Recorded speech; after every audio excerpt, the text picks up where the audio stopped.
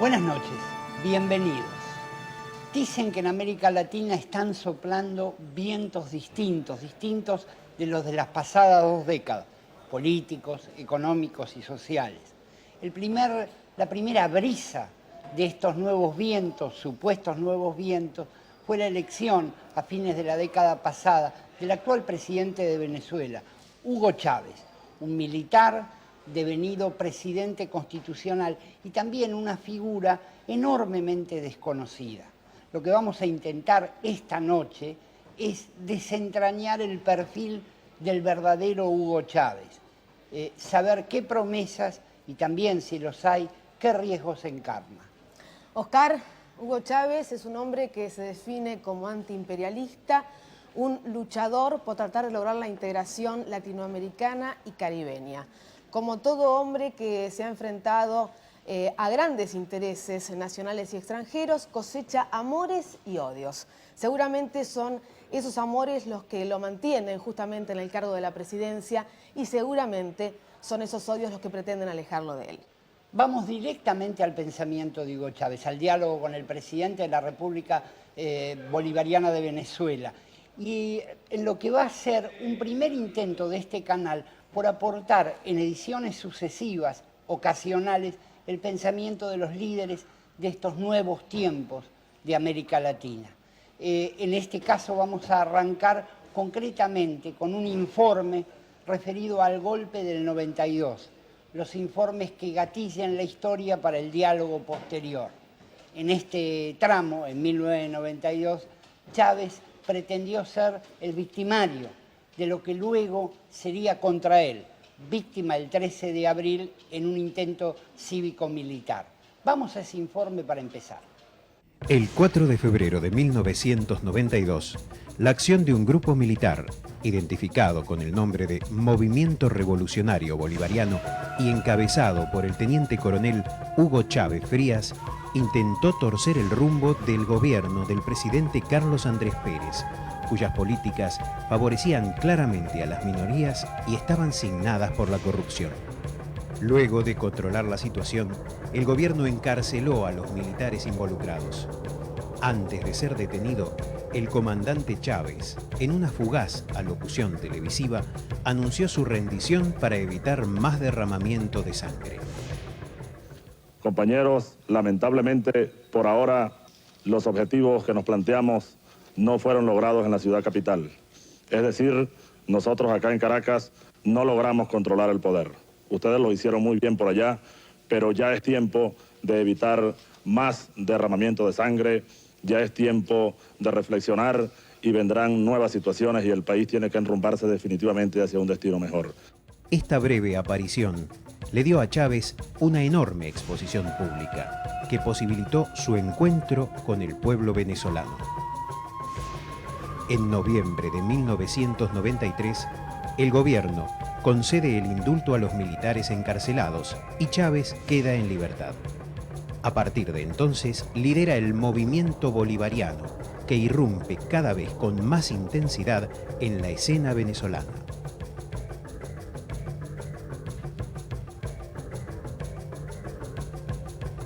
Usted fue partícipe y líder de un golpe de Estado en 1992. A su vez, el 13 de abril, hace muy poco tiempo, un 13 de abril, fue víctima de un golpe de Estado, siendo primer mandatario legítimo, respaldado por la Constitución. Esa contradicción, aparente por lo menos en la historia, la de haber dado un golpe, la de haber sufrido un golpe, ¿qué clase de Hugo Chávez nos deja? Mira, en primer lugar, los movimientos militares del 92 fueron 2, 4 de febrero y 27 de noviembre, estábamos recordando ahora. No pudiéramos clasificarlos como golpes de Estado. En verdad fueron respuestas a la imposición de una élite que no dudó en ejercer la violencia para masacrar un pueblo. La juventud militar, no había el 4 de febrero un solo general dirigiendo aquello, éramos puros muchachos. La mayoría tenía 21 años, 20 años. Yo era el jefe y tenía un poco más de 30 años. Entonces fue una respuesta de una corriente militar patriótica ante una élite perversa que casi destrozó completamente un país.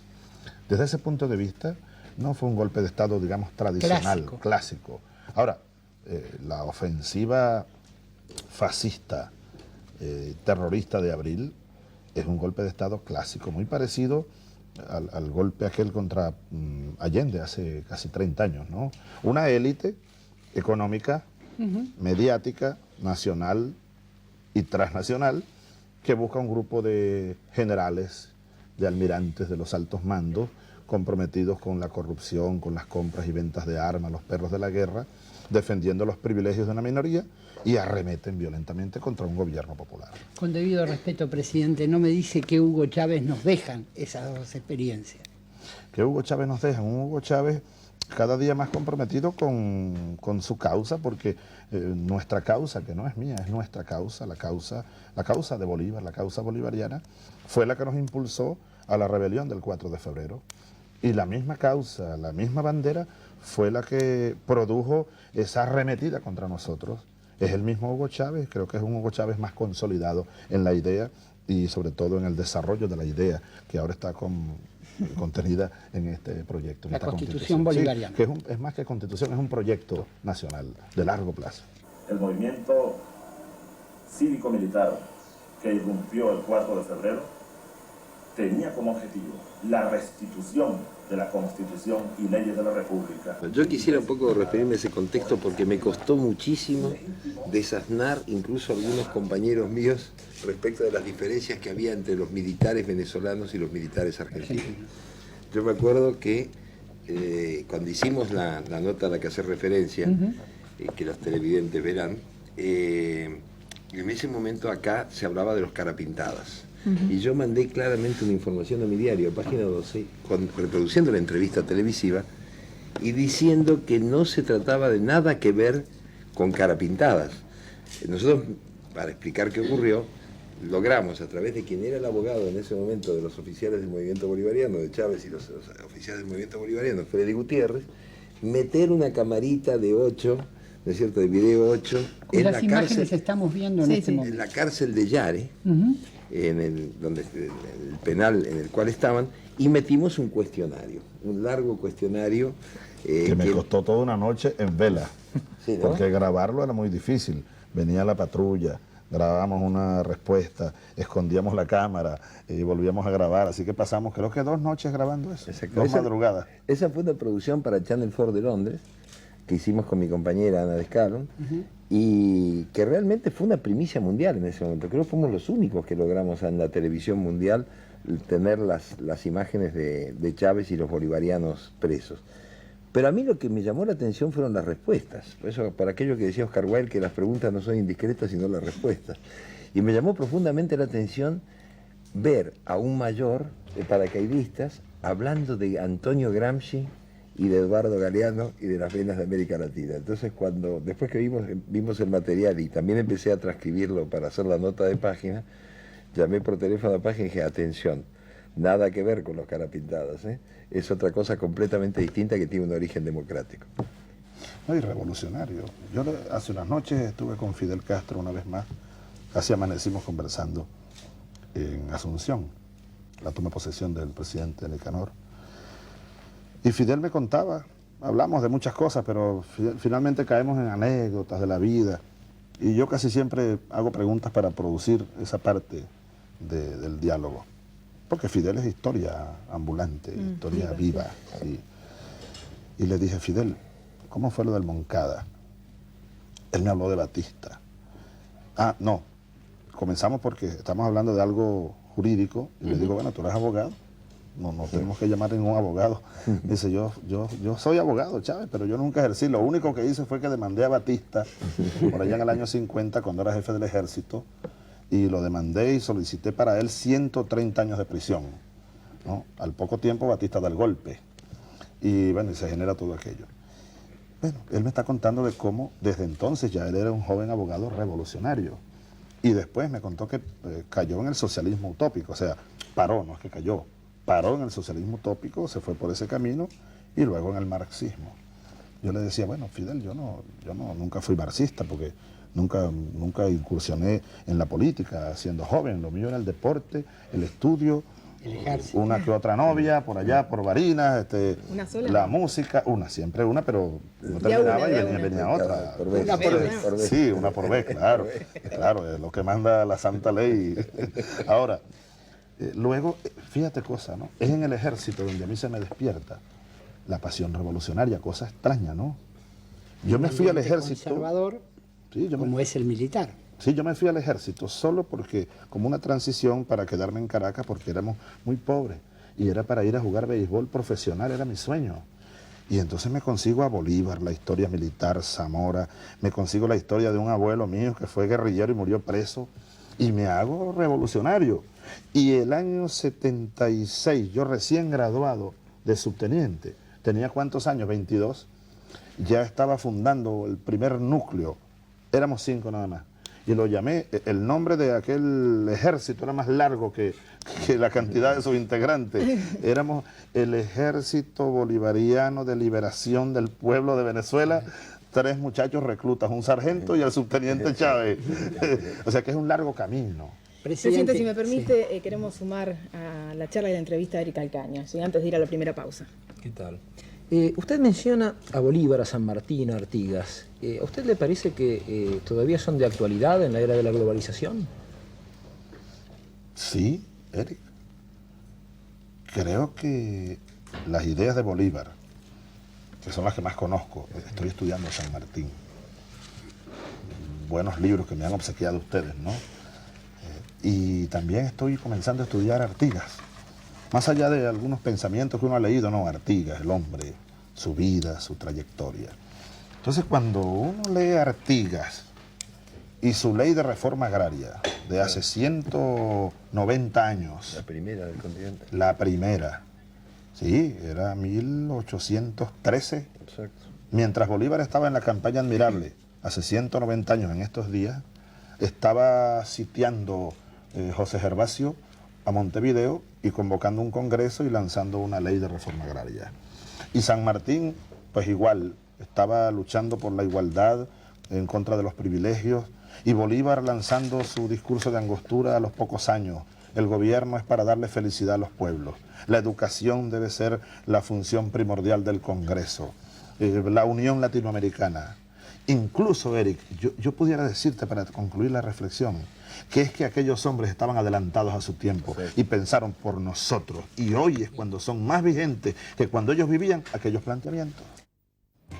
En noviembre de 1998, Hugo Chávez gana democráticamente la presidencia de Venezuela con más del 50% de los votos. El 2 de febrero de 1999, jura como primer mandatario sobre una constitución a la que llamó moribunda. Juro delante de la patria, juro delante de mi pueblo, que sobre esta moribunda constitución haré cumplir, impulsaré las transformaciones democráticas necesarias para que la República Nueva tenga una carta magna adecuada a los nuevos tiempos. Lo juro. El mismo día de su asunción, el presidente decretó la convocatoria a un referéndum popular que abriría las puertas a la reforma constitucional. En diciembre de 1993, la Asamblea Nacional Constituyente aprobó la nueva Constitución de la República Bolivariana de Venezuela, que se transformó en el pilar ideológico del movimiento bolivariano. La nueva Carta Magna estableció pautas generales sobre el rol activo del Estado en la economía, la consulta popular vinculante y la participación directa de los ciudadanos.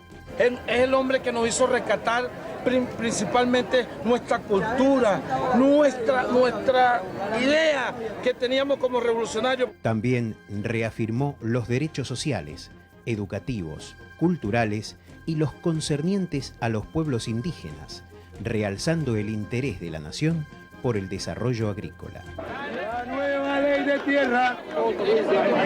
¿Qué piensa de esta ley de tierra? Buenísima, buenísima, porque es lo mejor que ha podido sacar Chávez. Lo que en Venezuela hemos hecho, bueno, precisamente en el marco de la Constitución, aquí se prohíbe el latifundio, la concentración de la tierra en pocas manos. Y resulta que menos del 10% de la población o de los propietarios tiene casi el 90% de las mejores tierras. Cuando aprobamos la ley de tierras para comenzar a atacar el latifundio y redistribuir la tierra para que la trabajen los campesinos que no la tienen, que son los que verdaderamente producen, los grandes latifundistas toman la vía del golpismo. La oligarquía se resiste, pues. Pero igual le pasó a Artigas. ¿Por qué Artigas lo echan? ¿Por qué la oligarquía de aquí, de Buenos Aires, y la de allá también se une contra Artigas? ¿Por qué la oligarquía venezolana y neogranadina se une contra Bolívar y terminan echándolo de Venezuela, expulsándolo, casi que lo fusilan y luego muere solo en Santa Marta? Y fracasa el proyecto. Es la eterna lucha entre la justicia y la injusticia. En ese camino está inscrita esta Constitución y leyes como la ley de tierra. Ahora, presidente, veamos el día de hoy. Porque hay un discurso en América Latina, usted lo ha escuchado tantas veces como yo, de que tratar de modificar la injusticia, la social me refiero, la de la tenencia de la propiedad, es inútil. Que hay que esperar que el discurso, este discurso que usted fustiga, neoliberal, hay que esperar a que haya riqueza concentrada y luego se derrame sobre la gente. ¿Es verdad que es anacrónico pelear por la justicia hoy? No solo no es anacrónico. Dejar de batallar por la justicia en el mundo de hoy sería como aceptar el fin del mundo, pues. Como aceptar aquella tesis neoliberal, por cierto, del fin de la historia. O de que ya pasamos a la era tecnotrónica, la idea del último hombre, o el there is no alternative de los neoliberales. No, yo creo que ahora y hoy más que nunca, una vez que se ha comprobado ya, pero con hechos contundentes, el fracaso del neoliberalismo, ahora es cuando viene una nueva ofensiva en la lucha por esa justicia social, que es una lucha milenaria. Cristo es que vino al mundo a luchar por la igualdad y por la justicia y murió crucificado. Pero bueno, es la batalla hoy en América Latina, y es mi mensaje a los latinoamericanos, a los caribeños, a los hombres y mujeres que tenemos conciencia de lo que debe ser un mundo de justos y de iguales. Hoy, más que nunca antes, estamos obligados a batallar por esa justicia social. Es la hora. Señor presidente, usted dijo alguna vez que su proyecto no era ni neoliberal ni estatal, que usted intentaba explorar el punto medio, allí donde la mano invisible del mercado se unía a la mano visible del Estado. No hay cosa más difícil para el hombre en general explorar el punto medio. ¿Cree que es una tarea absolutamente utópica? Pero de poca concreción en la realidad o para la gente o para el pueblo. No lo creo. Mira, Bolívar hablaba de un punto que no tiene por qué ser el punto medio. Él decía el punto de equilibrio. Uno se imagina que es el punto medio, ¿no? Pero Bolívar decía, así que nos hemos movido, decía él, entre los extremos, ¿no? Entre la tiranía y el libertinaje. Y había que buscar el punto de equilibrio entre la libertad, la igualdad y el orden de la sociedad. Yo creo que es perfectamente posible ir articulando, y esta Constitución lanza una línea orientada por ese punto medio, por ese punto de equilibrio. Hemos dicho, por ejemplo, a nivel o en el orden económico de la conducción de la sociedad, tanto Estado como sea necesario, tanto mercado como sea posible. No negamos la necesidad de un mercado, pero el mercado no es Dios. No negamos la necesidad de un Estado, pero tampoco el Estado es Dios. Entonces hablamos de una democracia participativa, una democracia protagónica, donde sea el pueblo organizado el que rija los destinos de la nación, que tampoco sea el Estado. No es la idea del Estado aquel superpoderoso que impone, que oprime y que reprime, sino más bien que libera. Lo hemos llamado, para terminar la reflexión, en el artículo 3 de la Constitución, aquí está. El Estado tiene como fines esenciales la defensa y el desarrollo de la persona y el respeto a su dignidad. Y en el artículo 2 decía ya, Venezuela se constituye en un Estado democrático y social de derecho y de justicia. Esa es nuestra visión del Estado. Ahora, ese punto medio permite darle al pueblo o cumplirle con todos sus derechos, cuando Latinoamérica lamentablemente padece alta desocupación, gente que está fuera del sistema, que no tiene posibilidades de llegar. A Venezuela también le pasa, digo, a pesar de la búsqueda de su punto medio. Claro, que precisamente cuando estamos replanteando el papel del Estado en la economía, como lo dice nuestra Constitución también en su título 7º, del papel del Estado en la economía, el régimen socioeconómico, estamos diciendo que es imprescindible la existencia de un Estado que sea capaz de impulsar un proyecto de transformación, que un Estado que sea capaz de redistribuir de manera equitativa el ingreso nacional es la única forma de ir acabando con la pobreza. Por ejemplo, en Venezuela, rápidamente, tenemos 3 años de este segundo gobierno. ¿Qué ha ocurrido? Cuando llegamos al gobierno, el presupuesto asignado a la educación era de menos de 3% del PIB. Se había privatizado la educación y por tanto había millones de niños, de niñas, de jóvenes. Los pobres no podían ir ni a la escuela primaria, mucho menos a la universidad. Hoy el presupuesto está en el más del 7% del PIB y se ha incrementado en más del 20% el universo de muchachos que están en la escuela. Ese es un ejemplo de un Estado que redistribuye para la justicia. El experto en esto es Eric. A ver. Bueno, las constituciones son instrumentos políticos, pero hay una parte de la Constitución, o hay un proceso que se dio en Venezuela que se llamó la Constituyente Económica. ¿Cómo fue ese proceso? ¿Se puede poner la economía en las constituciones? Está aquí.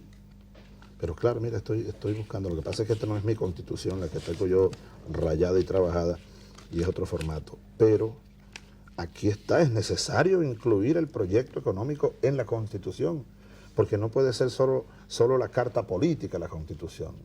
Y esa es otra visión constitucional, debe ser la carta, el proyecto nacional, como ya te decía. Aquí está definido el modelo socioeconómico, el régimen socioeconómico, así está definido, y fíjate cómo se llama, socioeconómico. Así que hubo constituyente para lo económico, hubo constituyente para lo social. Aquí está dicho, por ejemplo, en lo social, que no se privatizarán la seguridad social. Este régimen de prestación de servicios de seguridad social en Venezuela no puede ser privatizada. En lo económico, PDVSA no puede ser privatizada, está prohibido en la Constitución. Así que esos elementos que son vitales para la sociedad, para la economía y para el Estado, deben estar definidos en una verdadera Constitución. Si no estuvieran aquí, esta Constitución no serviría para la vida social. Pareciera que aplicadas políticas de los dos extremos, o navegando por el punto medio que lo ubicamos figurativamente en el centro, la pobreza sigue instalada en el mundo. Siguen los desamparados, siguen los fuera de sistema, incluso en Venezuela, digo. ¿Por qué esto da malos resultados? En Venezuela la pobreza llegó al 80%, finales del siglo XX. Hoy no podemos cantar victoria. Ese es un mundo sumamente complejo, complicado, y un objetivo de acabar con esa pobreza nos llevará a buena parte de este siglo. Ahora, decir que hoy en Venezuela hay más pobreza, como dice la oposición venezolana al gobierno, o que se mantiene igual, es totalmente falso. Bueno, solo voy a repetir algo que ya dije. Ese 20% más de niños y de jóvenes que no estaban en la escuela, nutriendo la pobreza en las calles, trabajando para poder comer, ahora no, ahora están en la escuela. Y además están la mayor parte de ellos en escuelas bolivarianas donde desayunan, almuerzan y meriendan. Esa es una forma de combatir la pobreza. Yo lo he dicho, y es norma estratégica vital en nuestro plan contra la pobreza. ¿Queremos acabar la pobreza? Démosle poder a los pobres, para que ellos mismos, empoderados, como se dice, destruyan la herencia que tienen de pobreza. En Venezuela está en marcha eso. Este año hemos entregado más de 1 millón de hectáreas a campesinos que no tenían. Pero no solo la tierra. Hemos entregado en créditos a largo plazo y con periodos de gracia más de 1.500 tractores y maquinarias agrícolas. Hemos entregado este año más de 40.000 millones de bolívares en créditos a los campesinos más pobres. Es decir, estamos dándole poder, tierra, créditos, maquinaria, internet a los pobres. Tenemos casi 300 infocentros y ahora tú ves los indígenas y los niños más pobres navegando por internet. Nuestro presidente está embelesado en una forma sexual tipo freudiana con el señor Fidel Castro. Si no hay un embeleso. Y dirigentes de Acción Democrática introdujeron ante el Tribunal Supremo de Justicia una declaratoria de insanía mental del presidente de la República, Teniente Coronel Hugo Chávez Frías. Va llegando el momento en que todos hablemos de la transición, sin Chávez, por supuesto. En abril de 2002, una conspiración cívico-militar intentó derrocar al gobierno democrático del presidente Hugo Chávez. El golpe de Estado contó con la participación activa de los medios de comunicación privados. ¿Usted cree que el presidente de la República está loco?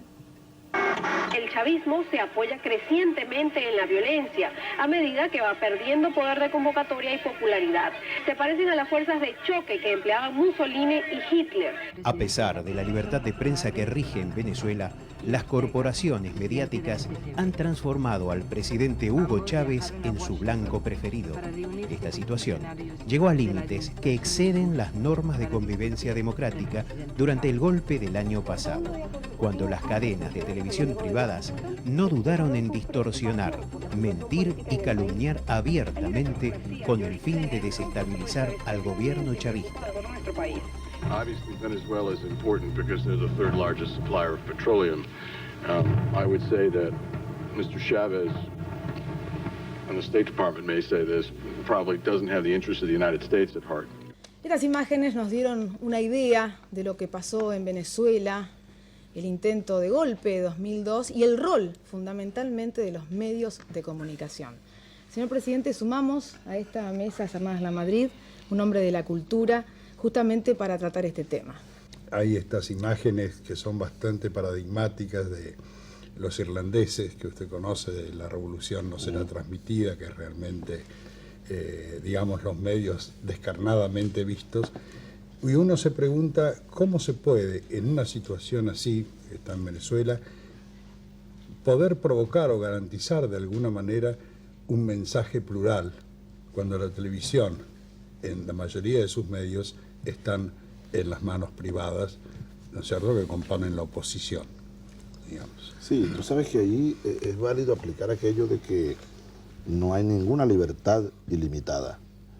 Y resulta que en el caso venezolano, no voy a pronunciarme sobre otros países, pero solo el caso venezolano, los propietarios de los principales canales de televisión y radios y periódicos de Venezuela han creído o creen que la libertad a la que ellos se refieren es limitada y que tienen libertad para atropellar la verdad, la moral, la ética y hasta libertad para dar un golpe de Estado, ¿no? Ahora, ¿qué es lo que pasa en Venezuela además? Además es que hay una oligarquía que se adueñó de televisoras, de estaciones de radio, grandes corporaciones, grandes diarios de circulación nacional, con muchos contactos internacionales, y se hicieron dueños del país. Desde que echaron a Bolívar en 1828, le prohibieron regresar al país, mandaron a matar al mariscal Sucre, se adueñaron del país. Alguien en Venezuela los llamó en una novela los amos del valle. Y ellos manejaron presidentes, manejaron congresos, manejaron el poder judicial, siempre fueron los dueños del poder detrás del entarimado. Ahora llegó un presidente, llegó un congreso, unos diputados que no obedecen al mandato de la oligarquía. Entonces han utilizado los medios de comunicación, sobre todo los 4 canales privados de mayor potencia, a los que el pueblo llama los jinetes del apocalipsis. Bueno, los han utilizado ahora y los están utilizando y los siguen utilizando como la oposición política. Aquellas personas que lo siguen, que lo quieren, lo llegan a amar a usted. Dicen, Hugo Chávez es un héroe por además enfrentarse a la maquinaria concentrada de poder, tanto nacional como extranjero. Pero los que no lo quieren llegan a odiarlo. Lo mínimo que pretenden es que usted se vaya del poder. Y dicen que es una especie de populista autoritario, lo tildan de dictador. Digo, ¿cuál es la verdad? ¿El héroe, el dictador, Dios o el diablo? ¿Quién es Hugo Chávez? No, ni el héroe, ni el dictador, ni el diablo, ni Dios. Hugo Chávez, bueno, lo que yo he venido conformándome como un revolucionario, un hombre comprometido con un proyecto que ha jurado y ha tomado su juramento en serio. Bueno, luchar por la construcción, la reconstrucción de un país, leal a la esperanza de una mayoría que estaba excluida, silenciada, reprimida y que ahora se siente libre participando. Eso es lo que soy. Claro, me han demonizado algunos, ¿no? Y creen, algunos venezolanos, de verdad creen, porque es un asunto en la jerga castrense militar, llamamos eso guerra psicológica. Es psicológico, pues. Es Goebbels, repite una mentira 100 veces y hay gente que miente, termina claro, creyendo que que es cierto. Claro. Pero por supuesto, como también hay gente que, bueno, que me ama. Afortunadamente, creo que los que me aman son más de los que me odian, ¿no? Ahorita presten atención. Miren, la franela del MBR, este señor del chaleco negro, cómo dispara, cómo vacía la pistola. La franela del MBR, este señor ha disparado contra los manifestantes que venían en forma pacífica, absolutamente desarmados. ¿Ustedes no recuerdan aquel video transmitido por el mundo de unos hombres disparando desde el puente Yaguno? Sí. Disparando. Entonces ellos tomaron la imagen, la editan y la transmiten 1 y 100 veces, en pleno día, en pleno golpe, ¿no? Los círculos del terror, los círculos bolivarianos, ellos allí disparándole a mansalva a la marcha pacífica. Resulta que aquellos hombres estaban haciendo uso de un legítimo derecho a la defensa. Ahora se ha comprobado, pero se ha comprobado incluso con declaraciones en un tribunal de los camarógrafos de Globovisión y de Venevisión que dicen la verdad, que dicen lo que estaban viendo, y ha aparecido otro video. El video original completo estaba escondido. Lo tenían escondido los dueños de esos canales, lo editaron y lo presentan como que haciendo ver al mundo que es que yo había ordenado a los círculos del terror masacrar a la marcha opositora, y por eso los militares no podían apoyar aquello y por eso había que salir del asesino. Todo un plan bien elaborado, psicológico, cuyo eje central fueron los 4 canales de televisión privados de Venezuela. Incluso yo te decía ahora en off que sin la participación activa de esos 4 canales de televisión no hubiese ocurrido. Hubiera sido imposible. No hubiese podido ocurrir jamás. Aparecieron citados por un juez los camarógrafos de Venevisión y de Globovisión y echaron el cuento y apareció otro video. Ahora yo reflexionaba ante el país, ese tribunal deberá citar ahora a los dueños de Venevisión, porque el responsable no es el camarógrafo dijo en el tribunal, y está escrito ahora y firmado por él y muchos testigos, que él entregó un video a los dueños y luego apareció solo una parte y luego le pusieron una voz, le inyectaron una voz, lo editaron pues. Ahora habrá que llamar a los dueños de los canales de televisión tendrán que explicar cuando en Venezuela la justicia de verdad esté funcionando plenamente, por qué al amanecer del 12 de abril, habiéndome yo negado 1 y 100 veces a firmar un decreto que hicieron los golpistas para que yo firmara la renuncia, les dije, no lo voy a firmar, me pueden matar si quieren, yo no voy a firmar eso. Y cuando salió el sol, en la mañana los 4 canales, en los programas esos matutinos, los presentadores, buenos días a toda Venezuela, renunció el tirano. Llegó la democracia. Y leían la renuncia. Un juez tiene que preguntarle, ¿usted por qué leyó? ¿Dónde estaba la renuncia? ¿Por qué leyó eso? Buenos días. Tenemos nuevo presidente. Debo decirlo, gracias Venevisión, gracias RCTV. Yo voy a decir una cosa, y nosotros tenemos que decir, tanto Venevisión como RCTV, gracias Televen, gracias CMT, gracias Globovisión, gracias medios de comunicación. El petróleo es, sin lugar a dudas, el recurso natural más preciado y estratégico que tiene la República Bolivariana de Venezuela. Desde la aprobación de la Ley Nacional de Hidrocarburos, el gobierno venezolano reafirmó la propiedad estatal de la industria petrolera, provocando la reacción de los sectores que impulsaban su entrega a manos privadas. En diciembre de 2001, gerentes y directivos de la empresa Petróleos de Venezuela, PDVSA, realizaron un lockout patronal acompañado de maniobras de sabotaje. Este paro fue convocado por sectores de oposición con el claro objetivo de desestabilizar al gobierno democrático de Hugo Chávez. El tema, el petróleo, como herramienta estratégica, sin lugar a dudas, del desarrollo venezolano, latinoamericano, y el petróleo como estrategia o arma de guerra, por lo menos por parte de Estados Unidos, que ha encabezado determinadas batallas, la última ya sabemos que en Irak, y con qué resultados. Y la pregunta inevitable, señor presidente Chávez, es si Estados Unidos está ganando esta guerra del petróleo. Es una historia larga esa, ¿no? Creo que los Estados Unidos ganaron la guerra del petróleo durante un tiempo largo. ¿Por qué pasado ganaron? En alguna ocasión, bueno, casi todo el siglo XX, de Venezuela, por ejemplo, se llevaron millones y millones y millones de toneladas de petróleo y no le quedó casi ningún beneficio al pueblo venezolano. Allí están lagos destruidos, ríos destruidos. Sacaron tanto petróleo de Venezuela que hay una parte de la costa oriental del lago de Maracaibo, en el occidente, que se está hundiendo. Imagínate. El lago de Maracaibo, que era, bueno, donde nació el nombre de Venezuela, además, lindo y bello, eso, por debajo es un entramado de tuberías y todo aquello está contaminado al extremo. Ahora, se beneficiaron de la explotación petrolera. Surge la OPEP como intento de buscar un equilibrio. Un venezolano fue uno de los creadores, no el único. Nació en Bagdad, por cierto, la OPEP. Sí, señor. Por allá por el año 60 y tanto. Luego fue Reagan quien lanzó la frase: pondremos a la OPEP de rodillas, y lo hicieron. La dividieron. La guerra Irán-Irak, por ejemplo, ahí estuvo metida la mano de los Estados Unidos. ¿Quién armó a Saddam Hussein contra Irán? Los Estados Unidos. Eso es historia escrita y vivida y dolorosa. Bueno, dividieron a la OPEP. A Venezuela lograron ponerla en contra de la OPEP, aun cuando nunca Venezuela rompió con la OPEP, pero sencillamente violaban las cuotas. En una ocasión un ministro venezolano, hasta hace pocos años, dijo: la OPEP es un club de pinochos.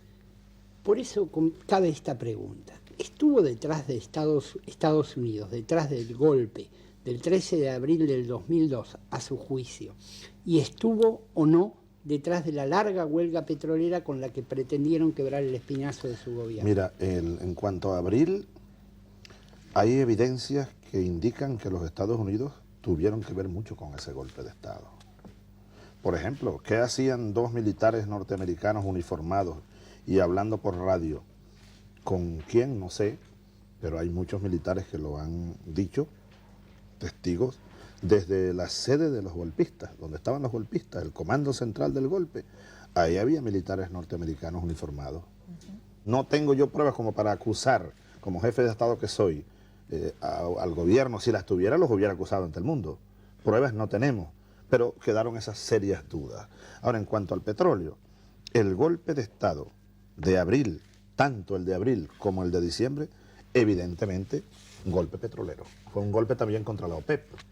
Pero entonces, ¿el poder en Venezuela pasa por el petróleo? El poder pasa por el petróleo. Bueno, yo creo que buena parte del poder. Cuando hay una motivación golpista en el petróleo, pues significa que sin duda históricamente poder y petróleo en Venezuela han tenido una estrecha relación, como un binomio. Lo que pasa es que nosotros estamos transformando ese binomio en un nuevo poder, lo que hemos llamado petróleo para el pueblo. Es decir, el petróleo es de todos los venezolanos y eso hay que, más allá de la consigna, hay que demostrarlo y hacerlo realidad.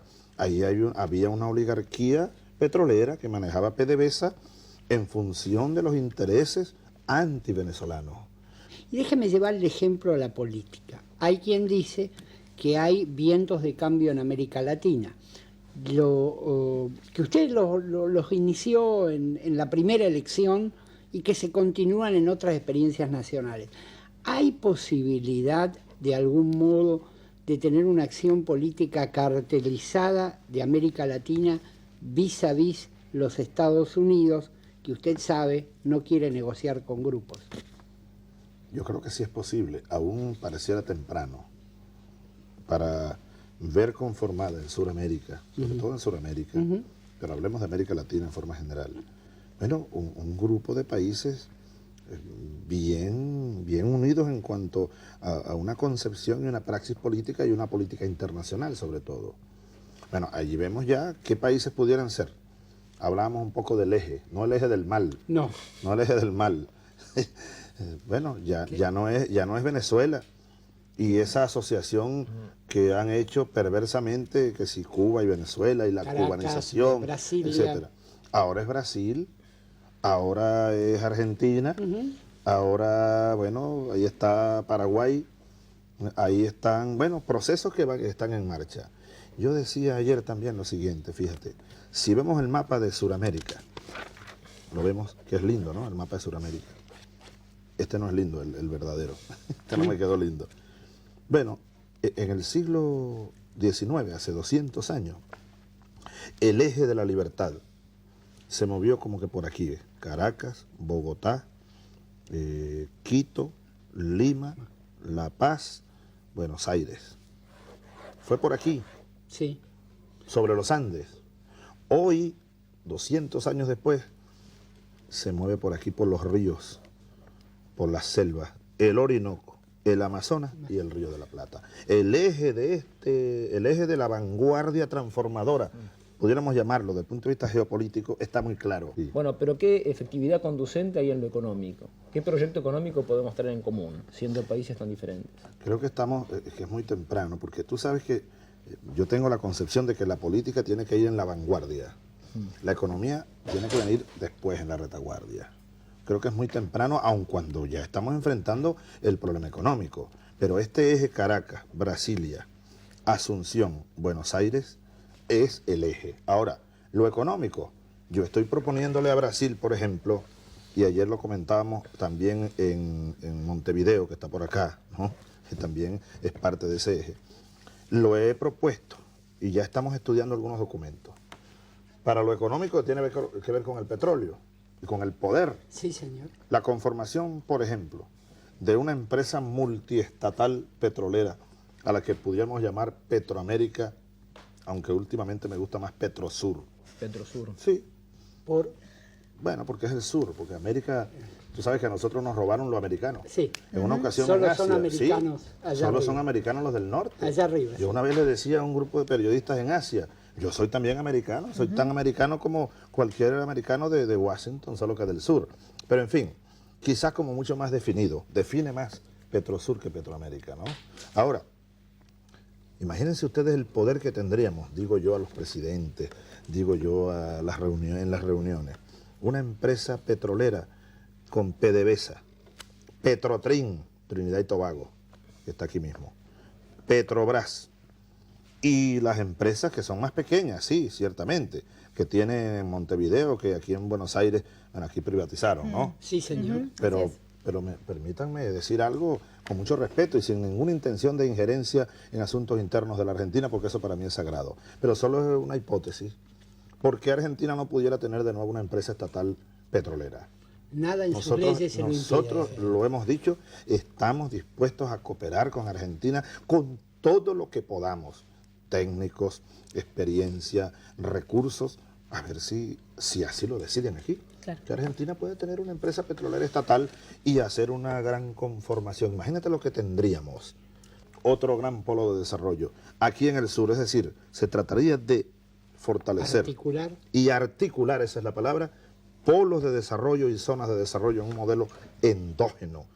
Yo creo que ese es el camino para una nueva economía. Pero endógeno de América Latina o de América del Sur, no endógeno de cada país por separado, como fue en algún momento en el pasado, ¿verdad? Endógeno que parta de cada país, sí, pero que trascienda los límites de cada país y sea endógeno de América del Sur, de América Latina. Presidente, estoy seguro... hablando, ¿no? Nos gustaría... Oye, nosotros tenemos más preguntas. Tú sabes que el programa de ustedes es cortico. El mío dura 5 horas. Los invito a los presidentes para yo entrevistarlos a ustedes. Quiera, 5 horas, señor sería presidente, grato. por allí leí que su madre quería que usted fuese cura, pero que llegó a Monaguillo, y que decían que usted tocaba la campana de tal manera que todos decían, ese que toca es Hugo. Es evidente que le gusta hacer ruido. Me ha gustado desde niño hacer ruido. ¿Sabe que me encantaba también? No solo la campana. ¿Qué le gustaba? Cuando venían las fiestas patronales de mi pueblo, allá en el llano, a la orilla de un río, un pueblo campesino muy lindo. Entonces había algunos cohetes. A mí me encantaba que el cura me dijera, Huguito, vaya, lance los cohetes. Los gastaba todos el primer día. Me regañaba el cura. Fíjate. No, porque lo sigue haciendo hoy, presidente. Este de punta. Quiero agradecerle en nombre de los que hemos estado en este panel muchísimo el tiempo que nos ha brindado y seguramente confiamos en que podemos seguir la conversación en algún otro momento. Muchas gracias. ¿Por qué no en Venezuela? Cuando quieran. Gracias. Muchas gracias, muy amable. Gracias, Eric. Y esta es, como le contamos al comienzo con Rosario Lufrano, la primera experiencia en diálogos en profundidad con los mandatarios latinoamericanos, los hombres que están conduciendo los procesos democráticos en América Latina, en esta etapa que todos dicen y muchos deseamos sea diferente de la del pasado inmediato. Rosario. Oscar, con lo que le gusta la palabra al presidente de Venezuela, creo que hoy el gran derrotado ha sido el silencio. Muchas gracias Eric Calcaño, presidente otra vez, buenas noches y gracias. Buenas noches, Buenas noches. Gracias Rosario, gracias.